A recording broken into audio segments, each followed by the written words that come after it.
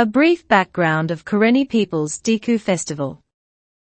Historians believed that the Karenni people migrated out of the Mongolian plateau more than 2,000 years ago to avoid persecution by neighbors and to search for a better life.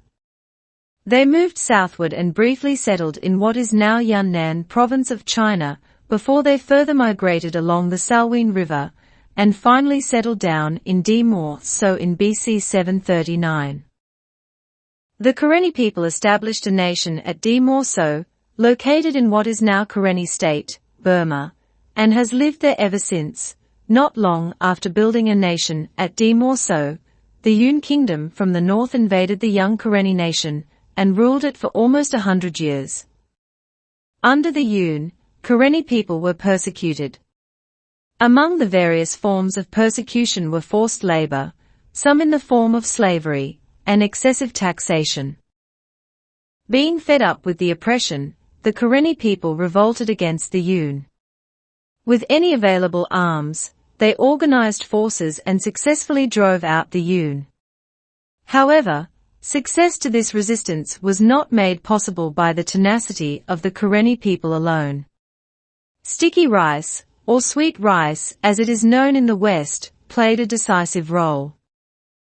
During the war, females were tasked with the jobs to prepare foods for the soldiers.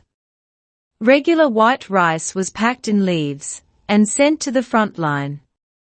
However, it spoiled in a day, and thereby requiring more works and slowing down the Karenni troops. The cooks then came up with an alternative, sticky rice, which has the quality to last for up to a week after cooked.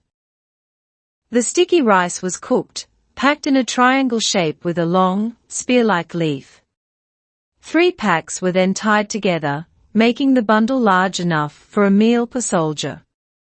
With a stable and long-lasting food source, the Karenni advanced and defeated the Yun, and restored the independence of the nation.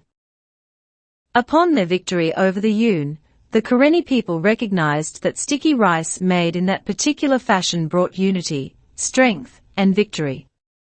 To honor such memory, the Karenni people came together and celebrated a sticky rice festival, or Deeku festival annually.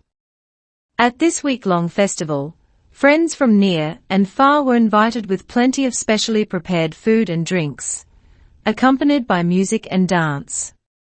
And so was born a tradition, the Deeku festival, celebrated every year in September. There is no specific date preset for the celebration. Rather, a respected and qualified elder, commonly recognized in a community to be of great characters, would determine a date by reading one of the inner leg bones of a rooster. Collected and written by Ku O Re, 2012.